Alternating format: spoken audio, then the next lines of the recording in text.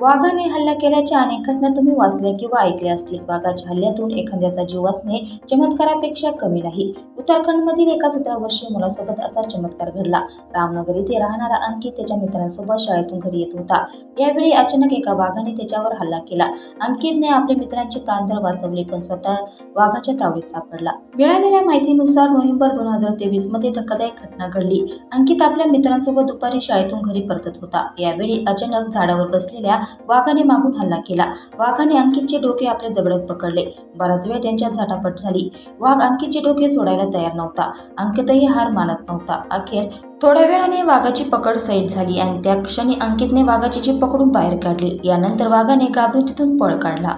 या धक्कादायक घटनेत अंकितचा जीव वाचला, पण त्याच्या डोक्याचा मोठा भाग वाघाने सोलून काढला होता. या हल्ल्यात त्याचा चेहरा, मान, कवटे आणि उजव्या हाताला गंभीर दुखापत झाली. यानंतर अंकितच्या मित्रांनी त्याला जवळच्या वैद्यकीय केंद्रात नेले, पण जखमा मोठ्या असल्यामुळे त्याला प्राथमिक उपचारासाठी गुरुग्राम येथील मणिपाल हॉस्पिटलमध्ये रेफर करण्यात आले.